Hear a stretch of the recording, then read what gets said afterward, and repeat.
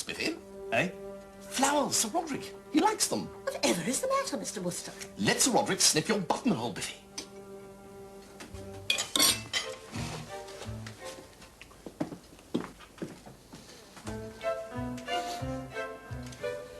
Go on, Biffy, do it.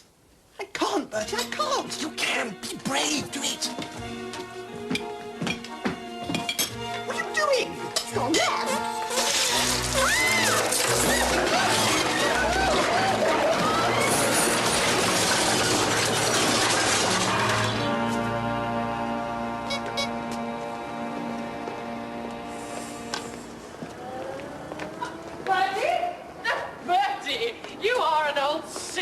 Eh? It's jolly heartbreaking for you, Bertie, I know, and I'm bally well touched, but my parents would never hear of it. Hear of what, Honoria? It'd be better if you got a job, even. My dear old Honoria, I'm quite in a fog. Oh, come on, Bertie. Trying to make Biffy look even more of an idiot than nature intended just shows you'll be in with a chance again. No.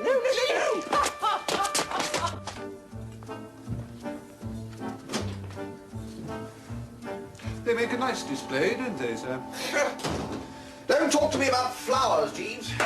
I now know how a general feels when he plans some great strategic movement and his troops let him down at the 11th hour. Biffy would not squirt the squirter, Jeeves. A somewhat vacillating young gentleman, Mr. Biffin, sir. And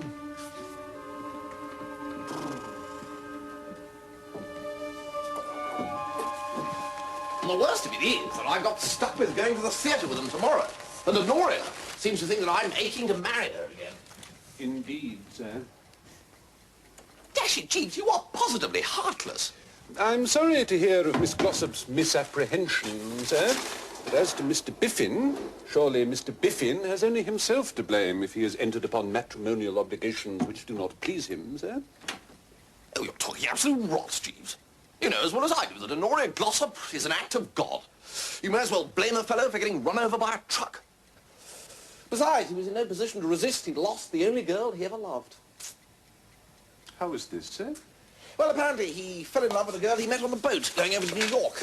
They'd parted at the customs shed, arranging to meet the next day at her hotel. But you know what Biffy's like. The next day, the only thing he could remember was that her name was Mabel. Clean forgotten her hotel, everything. Well, I mean to say, you can't go scouring New York looking for a girl called Mabel.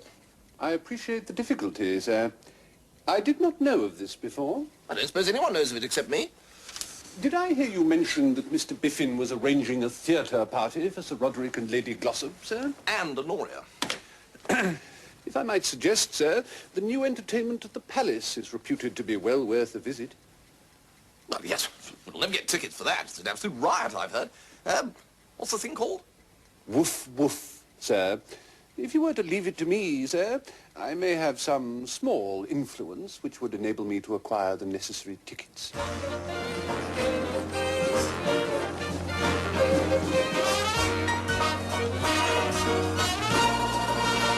But he's traveling incognito because he smuggled his St. Bernards through the customs, and they're on his trail.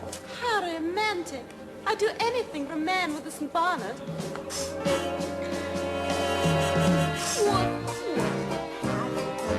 It's absurd, it makes you say, woof, woof.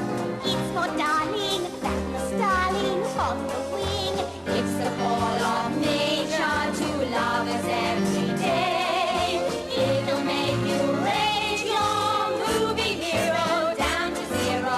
Woof, woof. It comes sounding through the pounding of your heart. Woof, woof. Doting mothers can't keep lovers far apart.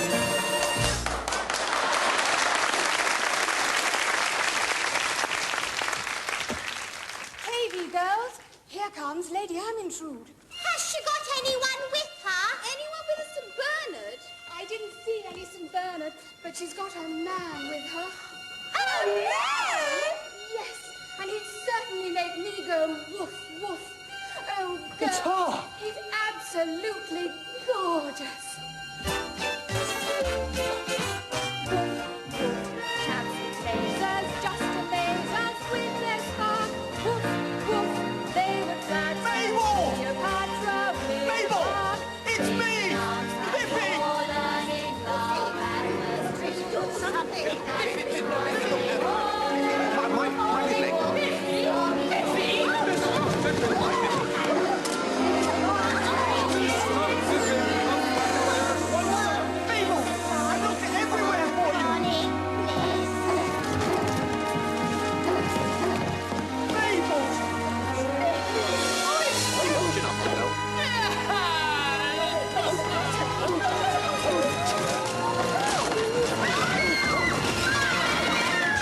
Right across the orchestra pit.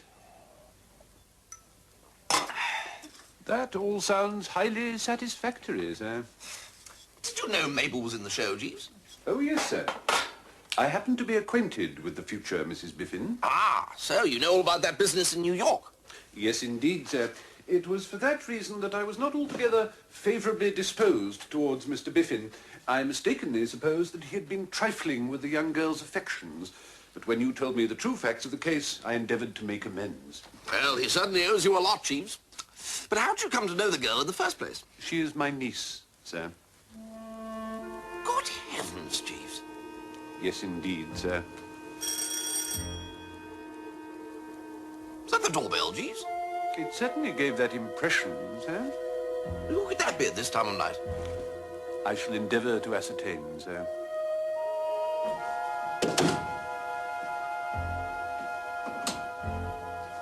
I wish to see Mr. Wooster, Jeeves. I regret to say that Mr. Wooster is asleep, Mrs. Gregson. Oh, how very thoughtless of him.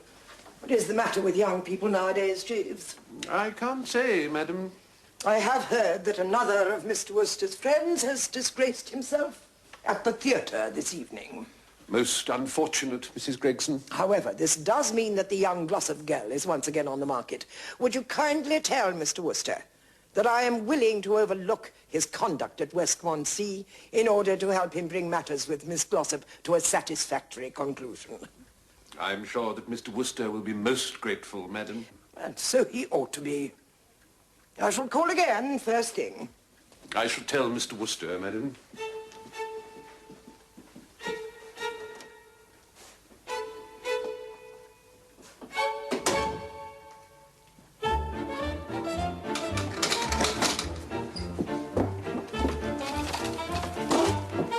That was Mrs. Gregson, sir. I heard, Jeeves, hence the pattern.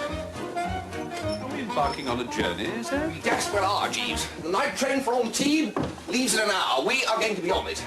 If Aunt Agatha thinks I'm going to wait around while she and Honoria Glossop lead me, trussed, stuffed and garnished with bacon, to the altar, Jeeves, well, she's got several other things coming. Very good, sir. If you will allow me to complete the packing, sir.